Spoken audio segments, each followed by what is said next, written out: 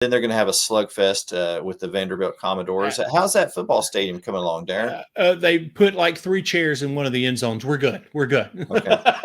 Is the crane going to be holding up the scoreboard again this year? No, they attached a big steel pole to the middle chair, and that's what they're going to put.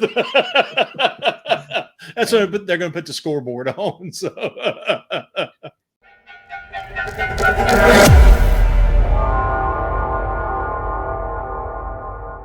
Welcome back, sports fans. It's a very special day here at the Brew and Shaver Sports Podcast. Today we are turning 4. I know we don't look like we're 4. Do you feel 4, Darren? I don't feel 4. I'm going to be honest. There's some days where I do feel 4, but that's just because of the silly things I do. So, but no. Sounds like there is a background story there that we'll have probably a couple one of these days. We are in our 4th season now, kicking it off here at the Brew and Shaver Sports Podcast. Our first 3 seasons were simply audio-only podcasts. Last year, we made the switch to YouTube as well, and so we're back here. It's our 2nd year on YouTube, and we're so glad that you are joining us for yet another ride as we head into the college football season. Darren, do you realize that when you count professional football, college football, preseason games, all that, there's not a single weekend remaining in 2024 without some sort of football game? I have a tear. That's beautiful words, man. That's as we tweeted about yesterday when I stumbled across tech ball, which is soccer on a angled or sloped ping pong surface. It's time for football, and I'm glad we're going to not be without it for a while. It could not have come at a better time. Absolutely. Here in Northwest Louisiana, we had a pretty decent June. July wasn't too bad. We actually had a week of rain and temperatures in the 70s. And it was like August looked at June and July and said, watch this. Game on. I would say you're right. I believe today is the first day when high schools can have full pads practice. Oh, is it? Okay. They started camp, last week in Louisiana? But okay, so this is the first week of full pads. Yeah. So. Oh, awesome. So gearing up for Friday Night Lights. And remember, I'm going to say this right from the start, Darren. Friday nights are for high school football. And I believe college football does not adhere to that almost right off the bat. And it's not exactly. It's not SEC. We will say that. We can say that for the conference. They don't typically do Friday night games. It's an exception and not the rule for the SEC. But somebody is, I think it's maybe that first real kickoff weekend, week 1, not week 0.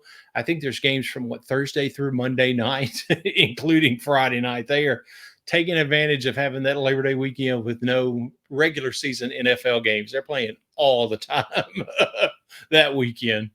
Imagine what would happen if the teams that do have a game, college teams on a Friday, if they took a portion of the money made from that game and they distributed it to all the high school football programs in that particular town. Absolutely. You think about it, every year football teams, I know here they have to do fundraisers to buy new equipment. They don't get money from the parish here or the county if you're another state outside of Louisiana. But what a great thing to do to say, hey, look, we know that Friday nights are for high school football, and we want to do something to acknowledge how important high school football is. And make up for the fact that in that area, we've probably pummeled your gate money that helps go to buy all that stuff. So, Sure. Just saying. Well, what we want to do in this first episode of season 4 is to begin our season previews of all the SEC teams. We have some extra teams this year, and we're gonna cover one of those in this initial episode. So tonight we're going to cover Alabama, Oklahoma, Tennessee, and Texas A&M. Darren, you do a lot of research. You ready to dig into our first preview of 2024? Absolutely. Let's talk about some Roll Tide. Roll Tide. So I was recently at the Floribama on one of the iconic places to go along the Gulf Coast in Alabama. And I heard a lot of Roll Tides the whole time I was there. Absolutely. And of course, I was sporting the LSU ball cap, and Yeah. we listened to a great guy, great musician, Tyler Ward, and he just did a great. He took requests the whole time. Oh, that's awesome. And we always go, we're a little older now, so we go to the show that ends a little before 9. Absolutely. And then when all the 20 somethings are coming in after 9, we're like, okay, it's time for us to leave. We're passing them on the way out, right? But we stayed and watched Tyler's entire show. Did a terrific job, and of course he played Dixieland Delight and catered to the Alabama fans. We heard a lot of Roll Tides, but then at the very end, he said, "I'm just going to throw this out here. Any Go Tigers out there?" Nice. And of course, we exploded. We had a table off to the left of the stage, and we exploded. But there were a lot of other we didn't realize. And so he says, "I got something for y'all." And he went right into calling Baton Rouge. Nice. Well done. That's fantastic. It was a beautiful, beautiful moment. And I believe there was 1 or 2 Alabama fans singing along with that. They must have thought that nobody was recording. That must have been. That's right. Let's talk a little bit about Alabama. Some major changes with the Crimson Tide, most notably the exit of Nick Saban, who has entered into retirement. And every time I see him on TV in an interview, Darren, he seems to be doing so well. Oh, absolutely. I think he's doing fantastic. I think he's already a part of the Sports Center crews. That not sports game day is what I was trying to say. I think that's going to be fantastic to have him as a part of that, because you get to hear the mind that has done what he's done in college football break down college football. I mean, I don't know how it gets any better than that. He's already fantastic, and he's just going to continue to be fantastic. Absolutely. But that creates a huge hole for the Alabama football program. And they have filled it with Kalen DeBoer, who has basically won big everywhere he has ever been. Absolutely. In all levels, all divisions. And we talked a little in the offseason, Darren, the question, can that success translate over to the SEC? And we've heard the arguments. Well, Nick Saban, he's from Fairmont, West Virginia. He was at Michigan State, then came to LSU. He didn't have any SEC connections, and he made it work. So it's very possible with Kalen DeBoer's track record that Alabama may not miss too much of a beat. But you can't expect to maintain the level, because Saban set the bar so high. Absolutely. And, you were talking about being at Floribama. I said that correct, didn't I? We were in the panhandle of Florida a couple of weeks ago and had a little family trip vacation. And I actually ended up on one end of the pool with a family that was top to bottom. Dad, who, by the way, by his name was Ray, super nice guy, all the way down to the grandchildren, had something on Alabama, t-shirt, hat, swimming trunks, something on Alabama. And so I sat there for a little bit and thought, well, I've at least got to ask. So what do you think about the new coach hire? And what kind of sent them over the edge of, okay, it's going to be okay. That's where they are right now, is what he was able to do in the transfer portal. So from one small sample of Alabama fans, they feel like that success in the portal is a indicator of future success to come, in both, obviously in the portal, but also in continued recruiting. So I thought that was interesting. That was one of the first things they brought up when I asked them about it. So pretty interesting, but they seem to be comfortable because of that with the whole recruiting issue. Can he actually do it on that level? And that's incredibly crucial. Even though Jalen Milroe is coming back, Alabama lost its top 2 running backs, its top 3 receivers, its top tight end. There are a lot of holes to fill. And as you mentioned, DeBoer has gone the transfer route, which a lot of teams are doing these days to meet immediate needs. When Brian Kelly, his first year at LSU, that was basically where he got his team from, the transfer portal. So the question is, aside from Jalen Milroe, Darren, who do you see anybody on offense that you're expecting to really step up in a big way this year? I tell you who has to step up in a big way, and I think they've done some good things, is the offensive line unit. because obviously, I mean, when you look at receiver, it doesn't matter if you're talking about wide receiver, slot receiver, or as far as like a wide out or a slot receiver, a tight end, there are deficiencies as far as people leaving all the way across from look at it from any position. You're looking at basically starting over. And with that being the case, you've got a veteran quarterback. So you got to have an offensive line that can protect him and give him the opportunity to either get out and make the defense miss, which adds an element, or give him time to, as the old football lingo is, throw the wide receiver open, to be able to get to a spot where you can see something, the receiver can see him, and he throws him open. He gets it into a spot where only the receiver can catch it. I think that has to be the secret sauce to what they do on offense this year, is that offensive line providing that protection to let him do what he can do and even advance of what he can do, because that will even help the offensive line when you think about running lanes and stuff like that. If you can create that kind of momentum and that kind of space with your offense and then protecting Jalen Milroe, that kind of opens up everything. So I think that the piece has to be offensive line, because, I mean, offense is the $1 million question. Yeah, for them. Certainly, the game's won in the trenches, and on the defensive side of the ball, Alabama, I think, is losing 3 out of the front 7 or so. They're losing a lot of in the secondary, as well. Yeah. So there's a lot of places they're going to have to gaps they're going to have to fill. They're unfortunately, Darren, for us, Dallas Turner is gone. So we're going to have to find some other defensive lineman from Alabama to pick on this year. Somebody's going to have to agitate us. I don't know who, but somebody's going to have to agitate us.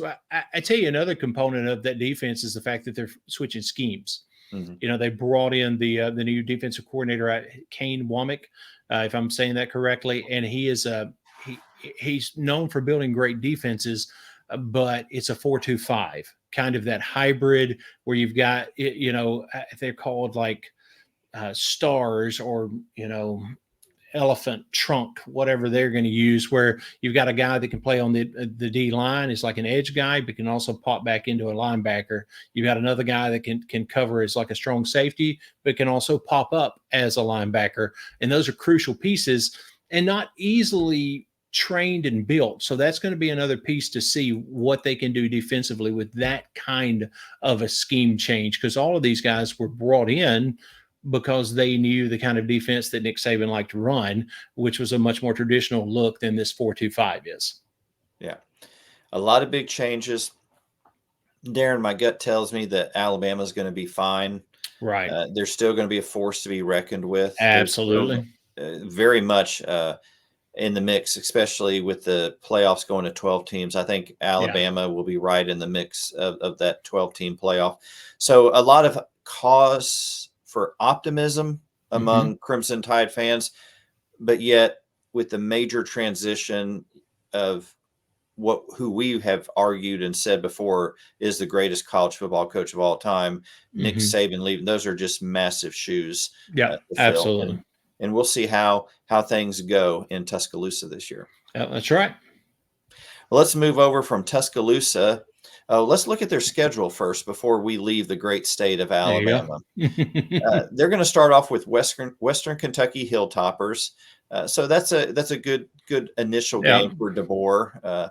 Then University of South Florida. Oh, that's a second good one, even though they kind of gave them a battle. I was to say that did not go as they had planned last year, but I mean, still won, but still. And then they'll go up to Wisconsin to face Luke Fickell's Wisconsin Badgers. They got a week off to prepare for Georgia in one of the most anticipated games of the early part of the college football season. Then they're going to have a slugfest with the Vanderbilt Commodores. How's that football stadium coming along, Darren? They put like 3 chairs in one of the end zones. We're good. Okay. Is the crane going to be holding up the scoreboard again this year? No, they attached a big steel pole to the middle chair, and that's what they're going to put. That's what they're going to put the scoreboard on. So They'll have South Carolina at home after that, then a big matchup as they go to Oh Knoxville yeah. to face Tennessee. And they don't really get much of a drop off No. after that. They have Missouri, then a week off, and then they go down to Baton Rouge to face LSU, Hmm. and then they get a break with Mercer. They have to go to Norman this year, and then of Hmm. course they end with the Iron Bowl against Auburn. So that's a pretty tough schedule, Darren. You know, that kind of back, not really third, but when you look at Tennessee, Missouri, LSU, Mercer obviously is a different conversation, but Oklahoma, that's a tough. They're going to be very, very thankful for Mercer in the middle of that stretch because that's tough. And honestly, I mean, we'll talk about South Carolina later, but having Vanderbilt and South Carolina coming off of Georgia to kind of probably give you some space to prepare for the run you're about to go on.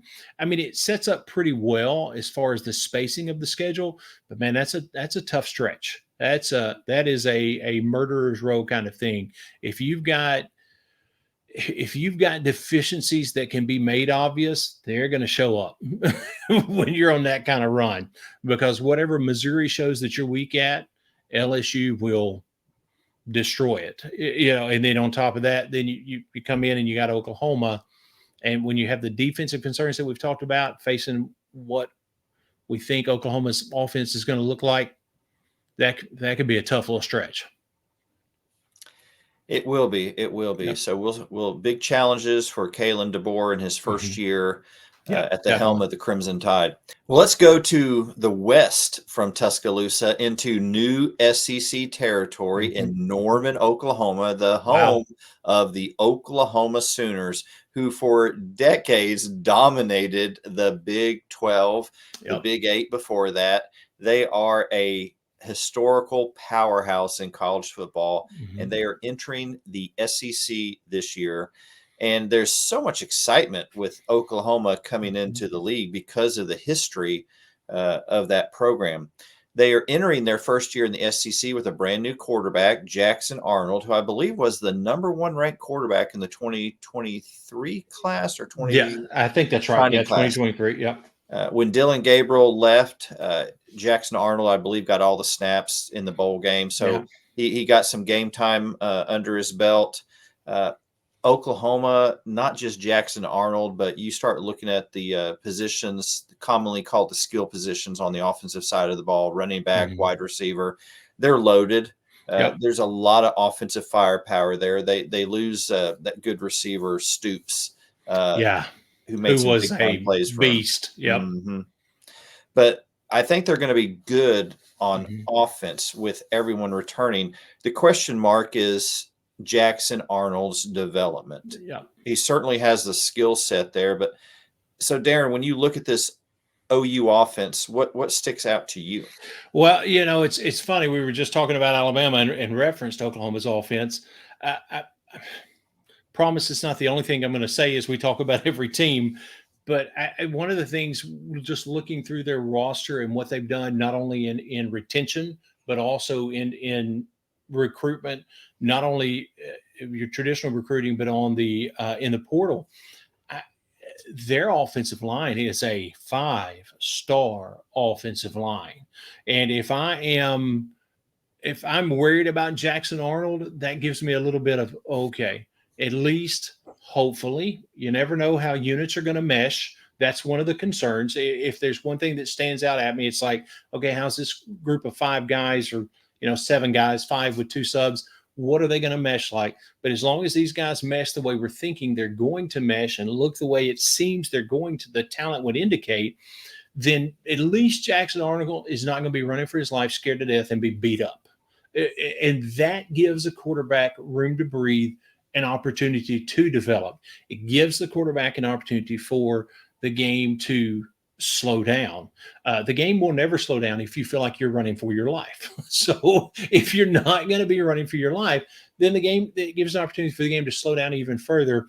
And all indications are, dude has got the talent. We can talk about Jackson Arnold. He's got the talent that to develop, to really shine and do what you expect of. I know it's a different offense, but very, very similar. You know, they hired from within when absolutely blank Jeff Libby. There we go. Libby went to Mississippi State, but to me, that O line gives this an opportunity, gives them an opportunity to continue growth on the offensive side of the ball, to be very similar to, at least similar to what we expect now of them after last year. And over on the defensive side of the ball, 9 starters returned, including stellar linebacker Danny Stutzman. Yep. This is an OU team that is strong on both sides of the ball. Brent Venables has got his team. He's putting the pieces together. It's taken a couple of seasons, but you look at what he's doing now, and this is not a team you want to look past in the SEC. Right. That's exactly right. There's opportunity on both sides of the ball for things to be a little bit off, and the transition is more difficult than people anticipate, I feel like. But also there are opportunity on both sides of the ball for things to develop, people to settle into the system, familiarity with the system, talent that's been brought in. And even though they're obviously not a dark horse because they're Oklahoma, but I don't think, and correct me if I'm wrong, but I don't think anybody's sitting around talking about Oklahoma winning a championship their first year in the conference. So I'm not necessarily saying that, but I'm saying there's opportunity on both sides of the ball for all of that to mesh and for them to do even better than people may be anticipating, truthfully. Yeah, I agree. I think that's spot on, Darren. Let's go ahead and look at the Sooners' schedule. They start off with Temple. Good game to start off with. Houston, Tulane. Tulane usually feels a pretty tough team. That could be a challenge for them, although they get them in Norman. And then the huge game against Tennessee as the first SEC school comes to Norman in a regular season game. Yep. Can't wait. Josh Heupel's coming back. He's a legend at Oklahoma, and he's bringing his Volunteers into town. That's going to be fun to watch. Then they travel to one of the most difficult places to play, Jordan-Hare Stadium, where they'll face Auburn. And Hugh Freeze, he's kind of running beneath the radar, if you can believe that. But he's made some big moves this offseason, and Auburn's going to be tough this year. I think if they can figure out the magic spell to get that talent to mesh quickly, I think people are going to be a little surprised. They'll have an off week after that, and then the big Red River rivalry against Texas. I'm so glad they kept that game with both schools moving to the SEC. They'll get South Carolina after that, travel to Ole Miss, the Grove. Sooner fans get ready for that experience. That's exactly right. And then they got Maine coming to town. You know, they'll bring whatever. Go ahead. And then they'll face Eli Drinkwitz and his Missouri Tigers up in Missouri, an off week. And then, this is huge. They got Alabama coming to town. You know, and go ahead and finish. And I think there's one more game, right? Go ahead and finish that one. And then they'll travel down to Baton Rouge to face LSU for the regular season finale. I think having Missouri, even though there is a week off there, I think having Missouri as the lead in to that Alabama and that LSU game, I guarantee you they'd rather have a Vanderbilt, potentially a Mississippi State. I think Missouri, that's a sweet spot for Missouri, especially with them having to go to Columbia. That is an opportunity for a team to sneak up on an Oklahoma. I feel like that's a game that's going to be interesting because they're going to be on the backside of the rigors of their first ever SEC schedule, of the difficulty that is that. And unless Missouri is just blowing it out of the water and they're undefeated and everybody's talking to them, that's a little bit of a spot going into a bye week. You come out of the bye week, you got Alabama, you got LSU. That's a sweet spot for Missouri. That's going to be an interesting final 3 games to see how that goes for Oklahoma. For years, OU manhandled Missouri in the Big 12. So absolutely, be interesting to see what happens here. You look at the schools that they've got. They got Tennessee, they've got Auburn, Ole Miss, Missouri, Alabama, LSU. that's a boy. That's a tough schedule. That is a welcome to the SEC. Hello, come on in. For sure. And I'm looking at, let's see, they got a September game. They go September in Auburn. Mm-hmm. So if they're taking a Sooner Schooner down to Auburn, they better keep those in September. They better make sure those horses are well watered. You better put a box fan in the back of that to pull the air through on the horses. It's going to be exciting to Yes, see absolutely. OU's first season in the SEC. Yep, definitely. Well, from Norman, Oklahoma, let's go back east and a little bit north to Rocky Top, Knoxville, Tennessee, where expectations are high with the Tennessee Volunteers. Absolutely. They've got the arrival of Nico at quarterback. The position is now his, and this guy has an arm. He can sling it. We've talked about Joe Milton's arm, but this guy in Josh Heupel's system has a chance to do some really big things. He's got his top receiver, Brew McCoy, who was injured so much last year, is finally healthy. Squirrel White is back in the mix at receiver. The offensive line, though, that was a little bit of a problem last year. But they did do some upgrading, some transfers. When you look at this Tennessee offense, I know we're talking a lot about Nico. Anything else stand out to you? Well, obviously the very first thing I wrote down in my notes as I was doing research was just Nico in big letters. It covers about 4 lines. Cause I mean, that's the linchpin to the whole thing. Truthfully, outside of that, as you said, I think the big question is, what's that O-line going to look like? Yes, they've taken some measures, but those don't always pan out. You got to get them in the system, especially this kind of system. I mean, this is an offensive lineman learning how to run the Indy 500 every week from whistle to whistle till the game's over. That's a learning curve for an O lineman. So that's one of the big questions. What's that pass protection going to look like for Nico?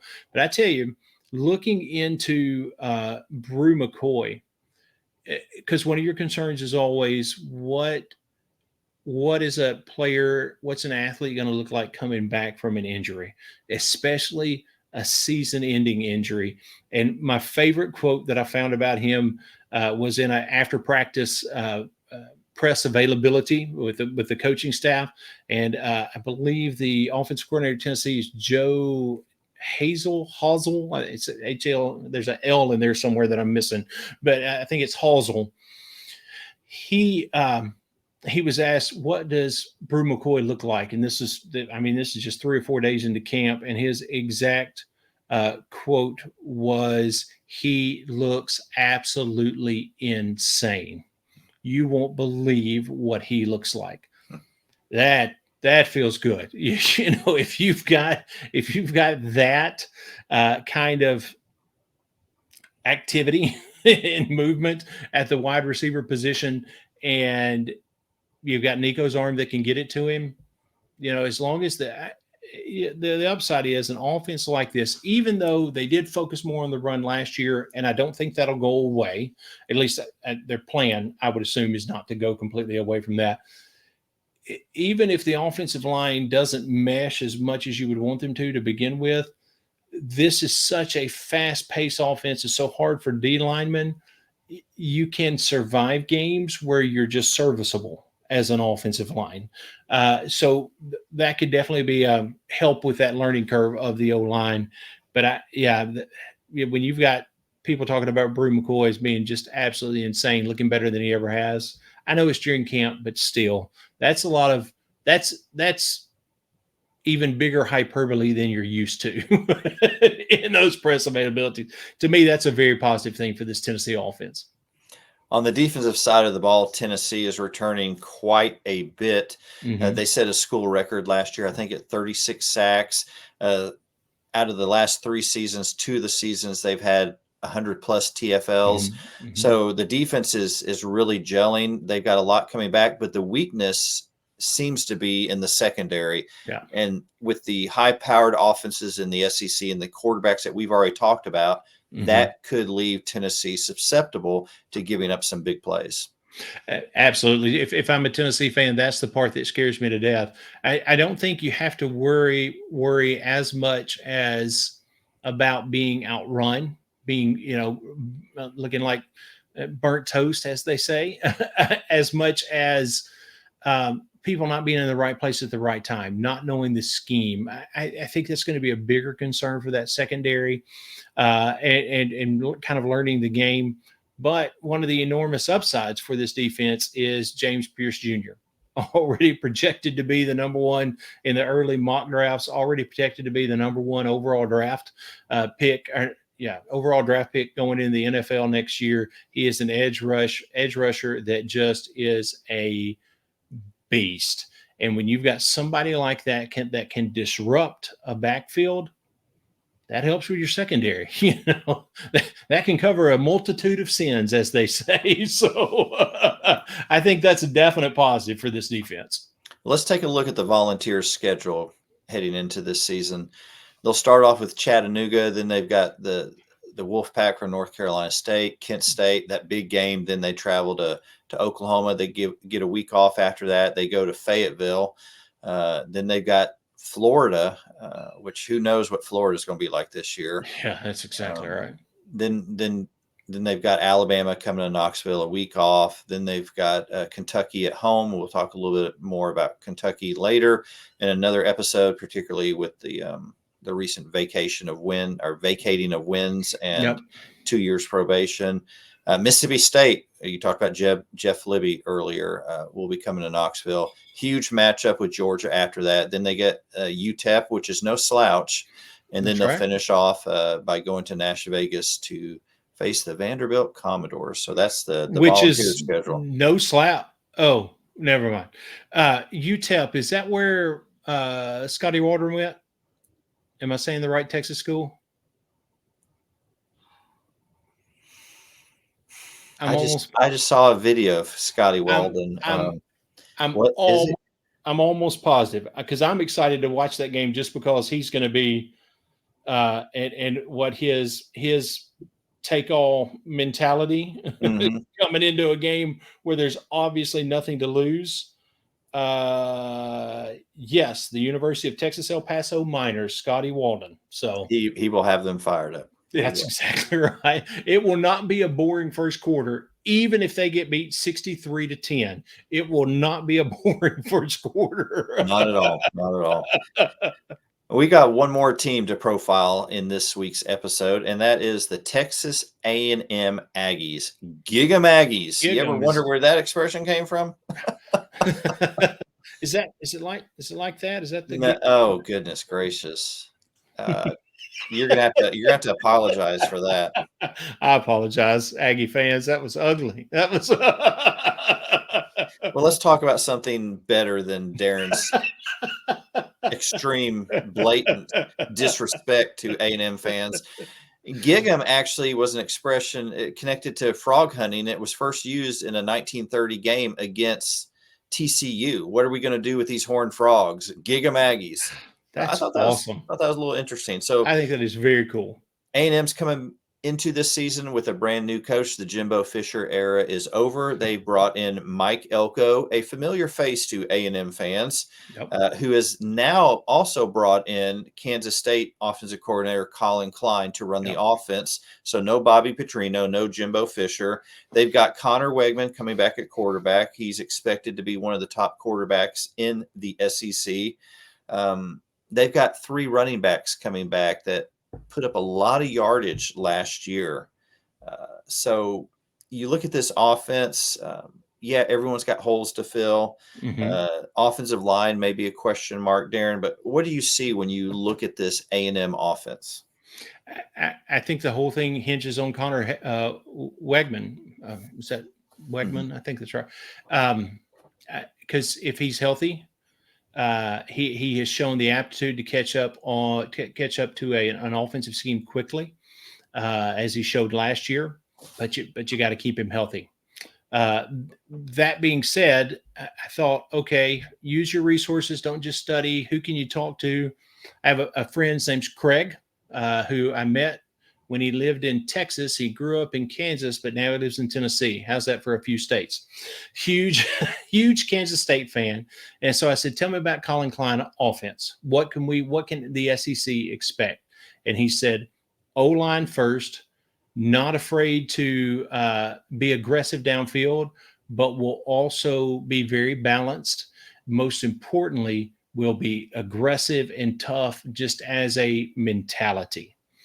So I thought that was pretty interesting. Of course, he also said his biggest problem with Colin Klein is that he left K-State too soon because they're going to be really good this year, and he should have stayed. But that's a side note. He felt that was necessary to throw in, so I thought I would as well. But I thought it was a pretty interesting take on Colin Klein. Somebody, like I said, he's a huge K-State fan, watches them intently every year. So somebody that has scrutinized that offense for the time that Colin Klein has been there, I thought that was a pretty interesting take. And I think it'll fit in with kind of Mike Elko's mentality, what he wants to do on the defensive side. I know we haven't talked about that yet, but I think if you keep Connor Wegman healthy, they've got enough talent. I think this potentially could be a scary offense for people to have to deal with. On the defensive side of the ball, we're talking about a defense that is strong, and Mike Elko has a history of having strong defenses. The last 2 seasons, Darren, I believe the Aggies defense finished in the top 20 overall nationwide. Exactly. So a lot of transition and turmoil in College Station, but a team that checks a lot of the boxes. Yeah. Absolutely. And, not only do they already have strength coming in there defensively, but they did great in the transfer portal. Wow. Going to start early, not being able to pronounce that word. I don't know where that comes from, but I think it's Nick Scorton. I believe if that's pronounced correctly, came in from Purdue. People are super excited about him. And Taron York at middle linebacker, he anchors that defense. That's got really potential to even step that defense up even more. And they were 6-6 last year. I know it was under different coaching, but I don't think people will see a 6-6 Aggie team this year. That would be a surprise with Elko coming on board. Absolutely. Let's look at the Aggie schedule. They start off with a big one, Notre Dame. But they get them in College Station. Yep. And, the atmosphere will be electric for that. Then they've got McNeese. They go to Florida, Bowling Green, to go to Arkansas. They host Missouri, a week off. They go to Mississippi State. They host LSU. They go to South Carolina, a week off, New Mexico State. But then a big one, they're traveling down to Auburn. And then they finish with probably one of the most anticipated games of the season. If you you think about what's a football game that would equate to the Red Sox-Yankees rivalry in baseball? Well, here you go, A and M Texas. They hate each other. And those games, when the teams hate each other, those tend to be some of the best games. Those are beautiful games. That's exactly right. This is it's still an SEC schedule, of course, but when you look at the schedule, there are some very, very tough games, but this is not a kill you schedule. Billy Napier at Florida would give his left arm for this schedule. And not to say that it's a slide, because it's still the SEC. You still got your LSUs and your Texas. But comparatively, when you look at some of the other teams, this is not a bad way to come into the SEC if you're Mike Elko. No, there are definitely some easier games in that schedule. Yeah. Oh, absolutely. Will be to A&M's advantage. Yeah, definitely. But those are the first 4 teams we are profiling as we begin year 4 of the Brew and Shaver Sports Podcast. Remember to hit that like button, that subscribe button, so you stay up to date with everything that is happening here with the show. You'll always be notified when new episodes come out. And if we ever do any extra episodes or anything special, you'll get a notification as far as that's concerned. Remember, circle your calendar. Kickoff is August 23rd. It's coming up. Absolutely. Can't wait. In the meantime, whet your appetite with preseason NFL games. That's right. Football is football. Go out and start supporting. Whenever your high school starts playing football games, go out and support them. Absolutely. Your support means the world to those kids out there playing. Thanks for watching. Darren, it's good to be back for 4 seasons. You haven't aged at all. Neither have you, by the way. Supposed to tell the truth on the show. Well, I don't know. So I guess that means you were and I wasn't. I don't think you've aged. That's my truth. That's why. Well, I don't have my boots on. It's getting a little deep in here. So thank you for watching. We'll see you next week. Take care. Have a great week.